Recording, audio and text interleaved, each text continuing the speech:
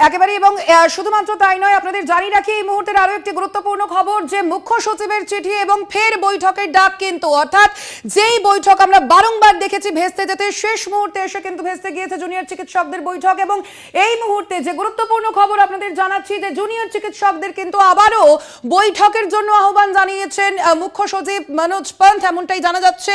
অর্থাৎ এর আগে আমরা দেখেছি মুখ্যমন্ত্রী মমতা বন্দ্যোপাধ্যায়ের সঙ্গে একাধিকবার যে বৈঠকের সম্ভাবনা, যে ক্ষেত্র প্রস্তুত হয়েছে, সেই সম্ভাবনা কিন্তু শেষ মুহূর্তে এসেও ভেস্তে গিয়েছে। এবং আজ আবারও জুনিয়র চিকিৎসকদের আলোচনার বার্তা, বিকেল 5টায় বৈঠকের ডাক দেওয়া হয়েছে তাদের। আপনাদের জানিয়ে রাখি আজ ফের জুনিয়র চিকিৎসকদের সঙ্গে বৈঠকের ডাক দেওয়া হয়েছে। জুনিয়র চিকিৎসকদের চিঠি দিয়েছেন মুখ্য সচিব।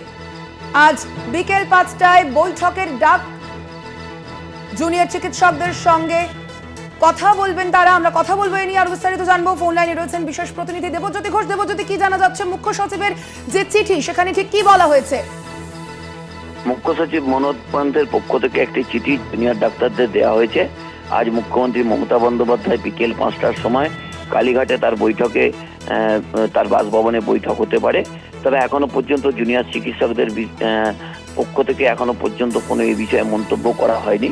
তবে হয়তো কিছুক্ষণের মধ্যে তারা সিদ্ধান্ত জানাবেন। আগামীকাল সুপ্রিম কোর্টে আরজিকর মামলা শুনানি হবে এবং সুপ্রিম কোর্টের পক্ষ থেকে এর আগে কিন্তু বেশ কিছু কর্মবিরতি প্রত্যাহারের নির্দেশ দেওয়া হয়েছিল। সেই জায়গাতে আজকের এই বৈঠক যেটি হয় তা অত্যন্ত গুরুত্বপূর্ণ, কারণ রাজ্য সরকার চাইছেন যে দ্রুত সমস্যার সমাধান করে পরিস্থিতি নিয়ন্ত্রণে আনার।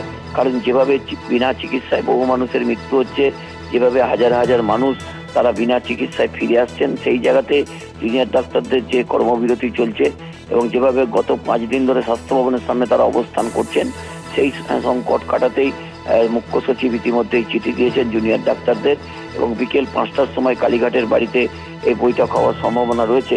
তবে এখনো পর্যন্ত জুনিয়র ডাক্তারদের পক্ষ থেকে এই নিয়ে কোনো মন্তব্য তারা করেননি। তবে তারা কিছুক্ষণের মধ্যেই তাদের যে জেনারেল বডির মিটিং, সেই জেনারেল বডির মিটিং করবেন, করার পরে তারা সিদ্ধান্ত নেবেন। দেবজ্যোতি, আমরা দেখেছি এর আগে বারংবার কিন্তু এই যে বৈঠকের ক্ষেত্র প্রস্তুত হয়েছে, কিন্তু তারপরে এসেও কিন্তু শেষ মুহূর্তে একেবারে ভেস্তে গিয়েছে এই বৈঠক। সেক্ষেত্রে আজ এই বৈঠক কতটা হওয়ার সম্ভাবনা এবং জুনিয়র চিকিৎসকরা যে 5 দফা দাবিতে অনড় রয়েছেন, সে বিষয়ে কতটা ভেবে দেখা হবে, কি মনে হচ্ছে? দেখো, জুনিয়র চিকিৎসকদের যে পর্যবেক্ষণ শেষ দিনের বৈঠকে কালীঘাটে ছিল, তাতে মনে হয় যে আজকের যদি বৈঠকটা হয় এবং বৈঠকটি ফলপ্রসূ হওয়ার সম্ভাবনা রয়েছে। কারণ তারা কিন্তু যে শর্তগুলো দিয়েছিলেন, সেই শর্তগুলো তারা ইতিমধ্যেই কিন্তু সেদিনের শেষ মুহূর্তে তারা প্রত্যাহার করেছিলেন।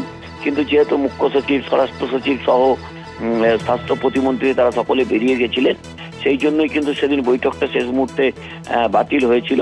এবং আজ কিন্তু বিকেল 5টার সময় কালীঘাটে যে বৈঠক রয়েছে তা কিন্তু অত্যন্ত গুরুত্বপূর্ণ এবং আগামীকাল সুপ্রিম কোর্টের শুনানি হবে। সেখানে জুনিয়র চিকিৎসকদের কাছেও কিন্তু এই প্রশ্ন আসতে পারে যে সুপ্রিম কোর্টের নির্দেশ থাকা সত্ত্বেও কেন তারা কাজে যোগ দেননি। সেই দিক থেকে জুনিয়র ডাক্তারদেরও একটা আগ্রহ রয়েছে আজকের বৈঠকের দিকে। তবে এখন জুনিয়র ডাক্তাররা বৈঠক করছেন, বৈঠক করে তারা পরবর্তী সিদ্ধান্ত জানাবেন। দেবজ্যোতি, আপাতত ধন্যবাদ তোমায়। আমরা কথা বলছিলাম, আমাদের সঙ্গে ছিলেন ফোন লাইনে আমাদের বিশেষ প্রতিনিধি দেবজ্যোতি ঘোষ। আপনাদের জানিয়ে রাখি জুনিয়র চিকিৎসকদের চিঠি মুখ্য সচিব মনোজ পন্থে এবং আজ মুখ্যমন্ত্রীর কালীঘাটের বাড়িতেই এই বৈঠক হওয়ার সম্ভাবনা রয়েছে। এর আগেও আমরা দেখেছি মুখ্যমন্ত্রীর বাড়ির সামনে গিয়ে কিন্তু সেই বৈঠক শেষ মুহূর্তে ভেস্তে গিয়েছিল, কিন্তু আজ আবারও ফের জুনিয়র চিকিৎসকদের সঙ্গে আলোচনার বার্তা দেওয়া হয়েছে। মুখ্য সচিব সেই চিঠি দিয়েছেন জুনিয়র চিকিৎসকদের। আমরা জানি যে কালই কিন্তু সুপ্রিম কোর্টে আরজিকর মামলার পরবর্তী শুনানি রয়েছে এবং তার আগে অবশ্যই সেই দিকে আমাদের নজর থাকবে যে আজ এই বিকেল 5টার যে বৈঠক, সেই বৈঠক আদৌ ফলপ্রসূ হয় কিনা। আপনাদের জানিয়ে রাখি এর আগেও আমরা দেখেছি মুখ্যমন্ত্রীর কালীঘাটের বাড়িতে গিয়ে যে বৈঠকের যে সম্ভাবনা হয়েছিল, সেখানে একেবারে মুখ্যমন্ত্রীর বাড়ির সামনে গিয়েও কিন্তু সেই বৈঠক ভেস্তে যায়। জুনিয়র চিকিৎসকদের যে 5 দফা দাবি রয়েছে, তাদের যে বিভিন্ন শর্ত রয়েছে, সেই শর্ত নিয়েই কিন্তু যে মুখ্যমন্ত্রীর সঙ্গে তাদের কথা হয়, কিন্তু সেদিন অবশেষে বৈঠক ভেস্তে গিয়েছিল এবং আজ ফের আলোচনার বার্তা, আলোচনার কথা জানানো হয়েছে জুনিয়র চিকিৎসকদের।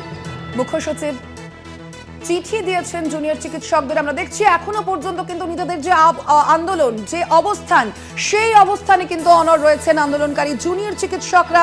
গত মঙ্গলবার থেকে তাদের সেই অবস্থান চলছে স্বাস্থ্য ভবনের সামনে। আমরা দেখেছি গত সপ্তাহের যে সুপ্রিম কোর্টের শুনানি, সেই শুনানিতে কিন্তু সুপ্রিম কোর্টের যে নির্দেশ ছিল যে মঙ্গলবার থেকে তাদের কাজে যুক্ত হতে হবে, তাদের আবারও কাজে ফিরতে হবে, কিন্তু সেই মতো কিন্তু তারা কাজে ফেরেননি, বরং মঙ্গলবার থেকেই স্বাস্থ্য ভবনের সামনে তারা ধর্ণা অবস্থানরত রয়েছেন এবং আজ এখনো পর্যন্ত 7 দিনেও কিন্তু তাদের সেই আন্দোলন, তাদের সেই অবস্থান তা জারি রয়েছে। এবং আজ ফের আলোচনার বার্তা জুনিয়র চিকিৎসকদের চিঠি দেওয়া হয়েছে মুখ্য সচিবের পক্ষ থেকে, যেমনটা জানা যাচ্ছে। এবং আজ বিকেল 5টায় আবারও বৈঠকের সম্ভাবনা। এবং যেমনটা জানালেন আমাদের প্রতিনিধি যে ইতিমধ্যেই যারা জুনিয়র চিকিৎসকরা রয়েছেন তারা নিজেদের মধ্যে একটি বৈঠক করবেন এবং তারপরেই তারা সেই বৈঠকে যাবেন কিনা সে বিষয়ে সিদ্ধান্ত গ্রহণ করবে। মুখ্যমন্ত্রীর সঙ্গে বৈঠকের সম্ভাবনা। আজ ফের জুনিয়র চিকিৎসকদের আলোচনার বার্তা চিঠি দিয়েছেন মুখ্য সচিব। বিকেল 5টায় সেই বৈঠকের সম্ভাবনা রয়েছে এবং যেমনটা জানা যাচ্ছে মুখ্যমন্ত্রীর কালীঘাটের বাড়িতেই বৈঠক হতে পারে। এর আগে আমরা দেখেছি একেবারে ধর্ণাস্থলে গিয়ে পৌঁছেছিলেন মুখ্যমন্ত্রী মমতা বন্দ্যোপাধ্যায় এবং সেখানে গিয়েই তিনি জুনিয়র চিকিৎসকদের তাদের আশ্বাস দিয়েছিলেন তাদের যে 5 দফা দাবি রয়েছে সেই দাবি বিবেচনা করা হবে। এবং তারপরেই কিন্তু মুখ্যমন্ত্রীর যে সেই আর্জি, যে আবেদন, তারপরে সেই যে আহ্বানে সাড়া দিয়েছিলেন জুনিয়র চিকিৎসকরা। এবং সেদিনই আমরা দেখেছিলাম যে মুখ্যমন্ত্রীর কালীঘাটের বাড়িতে বৈঠকের সম্ভাবনা প্রস্তুত হয়েছিল, কিন্তু যদিও শেষ মুহূর্তে জুনিয়র চিকিৎসকদের যে শর্ত, যে দাবি, তা নিয়ে কিন্তু ফের আলোচনা হয় সেখানে এবং অবশেষে সেই বৈঠক ভেস্তে যায়। আজ ফের জুনিয়র চিকিৎসকদের আলোচনার বার্তা দেখতে পাচ্ছেন, সেই ছবি, সেই চিঠি মুখ্য সচিবের পক্ষ থেকে দেওয়া হয়েছে জুনিয়র চিকিৎসকদের। আজ বিকেল 5টায় সেই বৈঠক হওয়ার সম্ভাবনা রয়েছে এবং মুখ্যমন্ত্রী মমতা বন্দ্যোপাধ্যায়ের কালীঘাটের বাড়িতেই বৈঠক হতে পারে বলে জানা যাচ্ছে। সেই চিঠি দেখছেন আপনারা, মুখ্য সচিব সেই চিঠি পাঠিয়েছেন জুনিয়র চিকিৎসকদের। ফের জুনিয়র চিকিৎসকদের আলোচনার বার্তা এবং সেই আলোচনার জন্য ইতিমধ্যেই চিঠি পাঠিয়েছেন জুনিয়র চিকিৎসকদের মুখ্য সচিব। আজ বিকেল 5টায় বৈঠকের ডাক দেওয়া হয়েছে। মুখ্যমন্ত্রীর কালীঘাটের বাড়িতেই বৈঠক হতে পারে, এই সম্ভাবনাই রয়েছে। আপনাদের জানিয়ে রাখি আজ ফের এই বৈঠকের সম্ভাবনা। আদৌ কি আজ জট কাটবে? যে 7 দিন ধরে জুনিয়র চিকিৎসকরা রয়েছেন তারা স্বাস্থ্য ভবনের সামনে যে অবস্থানে অনড় রয়েছেন, তাদের যে 5 দফা দাবি এবং যে শর্তগুলি রয়েছে, আদৌ সেই শর্তগুলি, সেই 5 দফা দাবি আজ এই বৈঠকে মানা হয় কিনা, অবশ্যই সেই বৈঠকের দিকে আমাদের নজর থাকবে।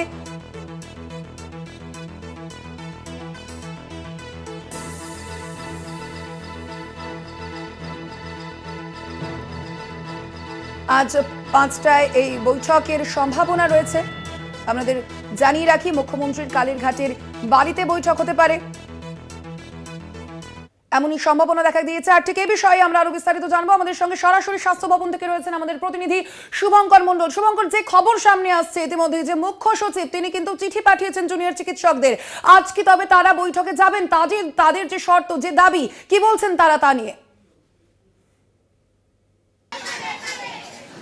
দেখো সোনালী, অবশ্যই যে চিঠি দেওয়া হয়েছে মুখ্য সচিবের তরফ থেকে জুনিয়র ডক্টরদের, সেইখানে কিন্তু স্পষ্ট বলা হয়েছে আজ বিকেল 5টার সময় ফের আলোচনার জন্য ডাকা হয়েছে এবং সেই আলোচনাতে যেন তারা যোগ দেন। এবং সেই চিঠিতে কিন্তু স্পষ্ট বলা হয়েছে কোনো লাইভ স্ট্রিমিং, এমনকি কোনোভাবে কোনো ভিডিওগ্রাফি করা যাবে না। এই বিষয়টি নিয়েই যারা রয়েছেন তাদের সঙ্গে একটু কথা বলার চেষ্টা করব। এখানে আমাদের সঙ্গে এখানে রয়েছেন, ও প্রথম থেকে আমরা দেখেছি বিভিন্নভাবে এখানে চিঠি এই মুহূর্তে পড়ছে এবং স্বাভাবিকভাবে একটু তার সঙ্গেও কথা বলার চেষ্টা করব, কেননা বিকেল 5টার সময় যে বৈঠকের ডাক দেওয়া হয়েছে মূলত তারাই যাবেন এবং তারা গিয়ে আলোচনা করবেন। আদতেও আলোচনা হয় কিনা, কেননা এর আগে যে 3বারের আলোচনার ক্ষেত্র তৈরি হয়েছিল তা কিন্তু ভেস্তে গিয়েছে এবং সেইখানে দাঁড়িয়ে জুনিয়র ডাক্তারদের এই মুহূর্তে কি চিন্তা ভাবনা, কেননা তারা পেয়ে গিয়েছেন মেল এবং সেই মেল এই মুহূর্তে তারা আউড়ে নিচ্ছেন, তারা দেখে নিচ্ছেন যে সেখানে কি কি পয়েন্ট স্পষ্ট করে বলা হয়েছে। ফলত সেইখানে দাঁড়িয়ে তারা এইবার কি সিদ্ধান্ত নেন সেটাই সব থেকে বড় বিষয়, কেননা তাদের প্রতিক্রিয়া এক্ষেত্রে অত্যন্ত জরুরি।